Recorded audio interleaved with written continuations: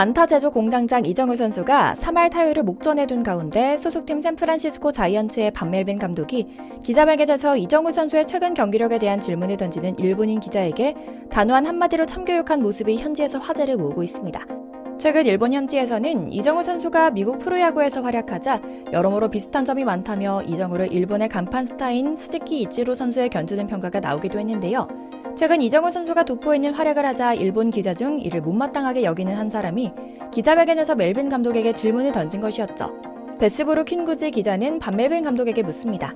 이정우는 어린 시절부터 스즈키 이치로를 동경했다. 한국 프로야구 시절뿐 아니라 샌프란시스코 자이언츠 입단 후에도 등번호 51을 선택하지 않았나? 하지만 아직 한국의 이치로라는 표현은 이정우에게 과분한 것 같다. 멜빈 감독은 어떻게 생각하냐라는 질문이었는데요. 멜빈 감독은 통역사의 말을 듣자마자 어이없다는 듯 한번 피식 웃더니 말합니다. 가장 인상적인 점은 이정우는 매일 매 시리즈마다 인생에서 처음 만나는 전혀 모르는 투수만 만나고 있는데도 삼진을 당하기는커녕 제대로 승부를 보며 안타를 쳐내고 있다는 점이다. 그 점이 매우 인상적이다. 내 야구 인생 30년에 이런 선수는 처음 본다고 말할 수 있다. 아마 일본에서도 이정우 선수에 대한 관심이 많아서 질문한 것이라 생각하겠다라고 말해 일본 기자를 입 다물게 만들었죠. 오늘은 멜빈 감독의 이정우 선수 평가 발언에 더해 최근 이정우 선수가 3할 때 타율을 기록해 메이저리그 탑티어 선수 리스트에 올라가고 있는 각종 지표들을 소개해드리려고 합니다. 잠시 저희 광화문 브리핑 구독 설정도 부탁드리고요. 반멜빈 샌프란 감독은 김하성 선수도 지도하며 김하성의 소년생 시절 적응을 지켜보며 세계적인 선수로 키워낸 멋진 은사이기도 합니다. 그만큼 한국인 선수와 그 문화에 대한 이해도 상당하다고 할 수 있는데요. 수억불의 계약을 질러대면서 포스트 시즌에도 나가지 못하는 분위기를 조성하는 프렐러 샌디에고 단장의 반기를 들고 샌프란시스코로 전격 이적한 명감독이기도 하죠. 이런 그가 앞서 말씀드린 것처럼 무례한 일본인 기자를 한 방에 무너뜨린 기자회견에서는 무슨 이정우 선수의 두 번째 입단식이라도 열린 것처럼 이정우에 대한 칭찬이 가득했습니다. 특히 멜빈 감독은 슈퍼루키 이정우의 타격을 감탄했는데요. 멜빈 감독은 이정우가 한국에서 보여준 콘택트 능력을 믿었고 스프링 캠프에서 지켜본 빠른 발을 신뢰하지 않을 수 없었다며 1번 타자 기용에 확신을 갖고 있다고 말했는데요. 이정우 역시 올 시즌 22경기에서 타율 2할 8푼 4리, 2홈런 7타점, 13득점, OPS 7할 2푼 9리를 기록하면서 이런 감독에 부응하고 있죠. 특이하게도 한국에서는 유난히 이정우 선수의 경기 결과가 나오는 신나는 기사마다 따라다니며 댓글창에 몇 경기 하지도 않고 유난들 떠내 라며 냉소적인 반응을 보내는 한국인 억가들이 가득한데요. 현지에서의 중계진 동료와 감독들의 반응과 반박할 수 없는 데이터로 본 이정우의 경기력은 도저히 까려도 깔 데가 없는 상황인 것이 사실입니다.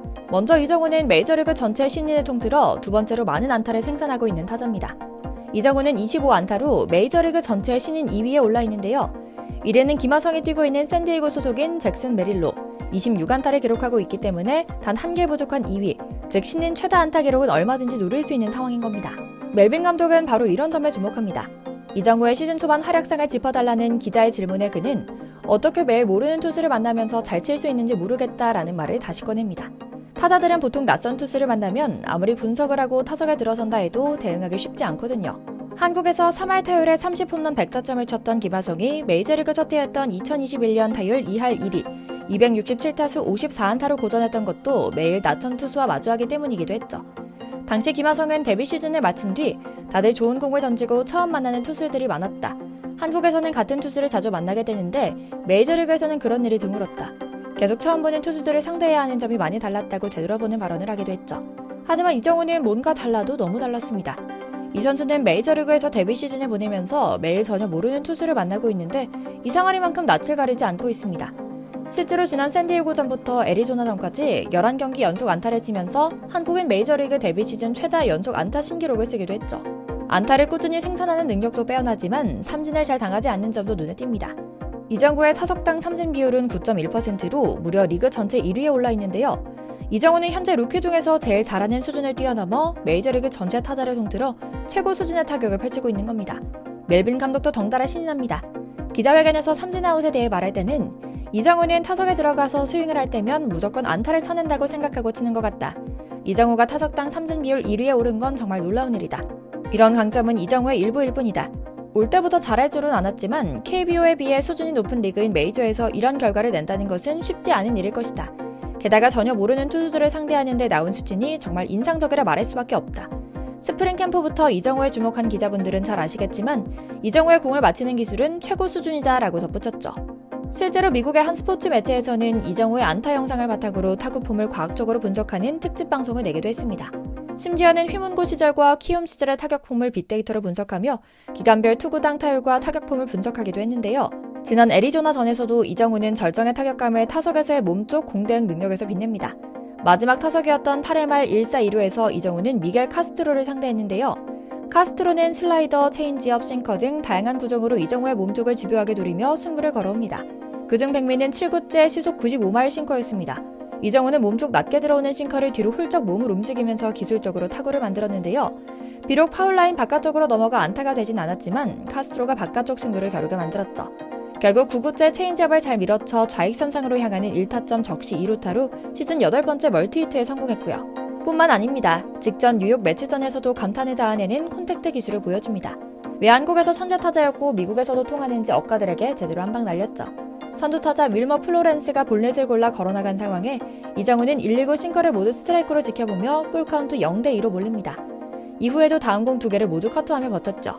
그리고 이어 5구째 슬러브를 걷어올리며 결국 우전 안타로 연결합니다. 시즌 25번째 안타이자 새로운 출발을 알리는 첫 안타였고 13경기 연속 출루 행진을 이어간 순간이기도 했죠. 그런데 주목할 점은 이정우가 안타로 만드는 과정이었습니다. 애리조나전 카스트로의 공과 똑같은 위치, 즉 스트라이크 존 바깥쪽으로 낮게 떨어지는 공이었는데요. 이정우는 저걸 저렇게까지 친다고 라는 말이 나올 정도로 허리를 뒤로 쭉 빼고 한 손에 놓으면서 배트를 공에 툭 갖다 맞춥니다. 놀랍게도 이정우 선수를 한국에서도 지켜본 이들은 종종 볼 수 있는 기술이었는데요. 골프 스윙을 하듯 몸쪽 가까운 곳에 아래 공을 쳐냈고 끝내 우전 안타를 생산하며 극각의 콘택트 기술이 뭔지를 보여줬던 겁니다. 미국 현지 해설진은 이게 바로 이정우의 타격이라며 감탄했고요. 그런데 미국 매체 블리처 리포트는 이 안타 하나로 특집 방송을 만들기도 합니다. 이 타석은 마치 KBO 리그 시절 보여줬던 LG 트윈스 고척전과 비슷한 장면이었는데요. 당시 이정우는 임찬규의 몸쪽 낮게 날아오는 공을 안타로 만드는 타격을 선보인 적이 있죠. 미국 중계 아나운서도 이 경기 영상을 활용하며 이번 애리조나 전 타구와 비교하며 말합니다.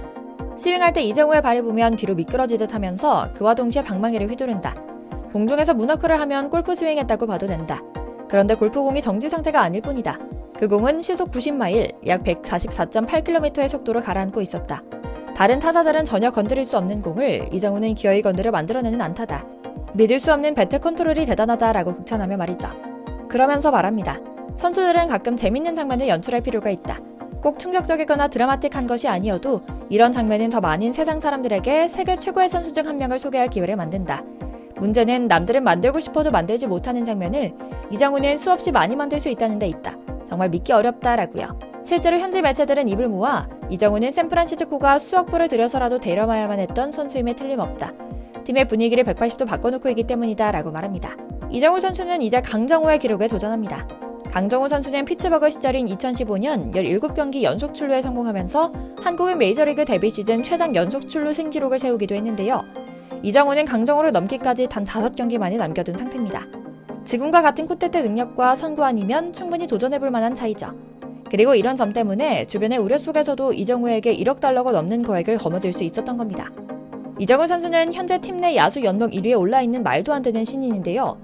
메이저리그 경험이 전무한 선수에게 샌프란이 위험 높은 투자를 했다는 시선이 있긴 했지만 이정우의 타격은 수년간 한국에서 지켜본 샌프란시스코에게는 확신이 있었기 때문에 지를 수 있었던 것이었죠.